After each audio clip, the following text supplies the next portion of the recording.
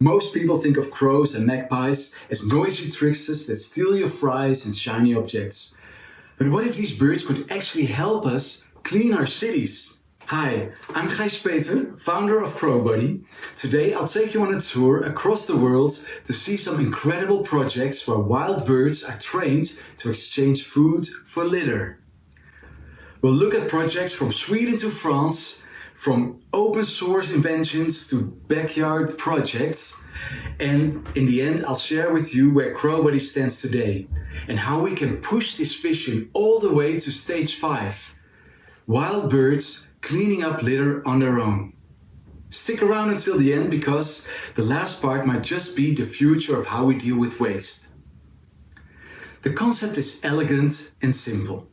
Bird deposits item, machine dispenses food, different shapes, sensors and dispensers, but the same basic loop. Birds are incredibly smart, especially corvids. With the right conditioning, they learn fast. And that's why this idea keeps popping up on different corners around the world. In 2023, Christian Gunther Hansen launched Corvid cleaning in Sweden. It started quietly but was soon picked up by the media. Crows can pick up trash for food! The project wasn't ready for that spotlight, but the website remains a goldmine with a detailed timeline of attempts around the globe. Even without large-scale success, Corvid cleaning did something crucial. It made the idea visible. If you think more people should hear about this, hit the like button. It really helps spread the word. In France, a theme park called Puy du Fou trained rooks, relatives of crows, to pick up cigarette butts as a part of a public show. Visitors loved it and the media loved it as well. It was more a stunt than a system, but it proved millions of people, yes, birds can do this. A Dutch startup launched the Crowbar in 2018. Sleek, futuristic and a great media story. But after the hype, activity stalled. Still, it inspired dozens of others.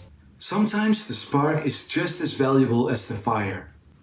The Crowbox grew out of Joshua Klein's early idea. Open source, community driven. Educators, do-it-yourself builders and backyard scientists tested it worldwide. Not mass adoption, but mass curiosity. And that's all that matters. If you like this tour, please consider subscribing. On this channel, we don't just talk. We build, we test, and show you real progress with wild birds. Steve Joy demonstrated the Crow Kit on YouTube. And crucially, there's footage of crows actually using it as designed. Simple, direct proof that birds will play along if you give them the right feedback. Hans Forsberg, a robotic engineer, built in his backyard an experiment with wild magpies, and it became famous.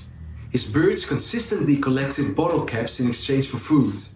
No lab, no zoo, just wild magpies and persistence. For many, including me, this was the moment we realized this can work.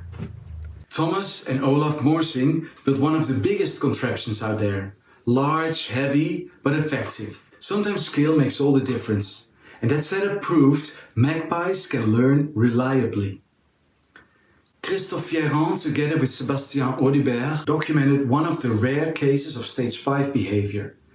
A magpie picked up a flattened can from the ground, carried it several meters and deposited it in the machine.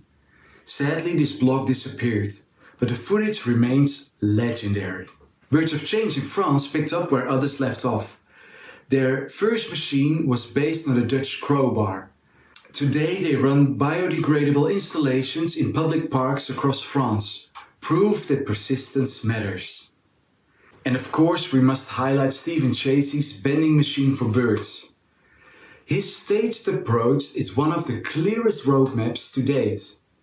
Attract the birds, associate deposits with food, gradually remove provided items until ideally the birds start bringing in litter from the environment themselves.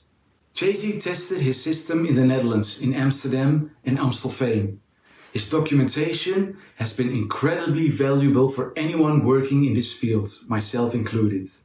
So what do we actually learn from these projects?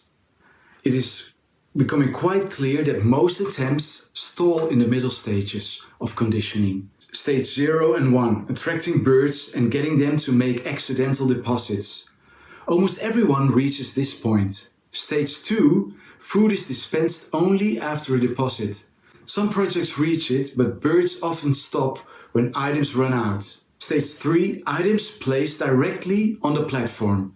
A few groups, including my own Crowbuddy, have documented this stage in public.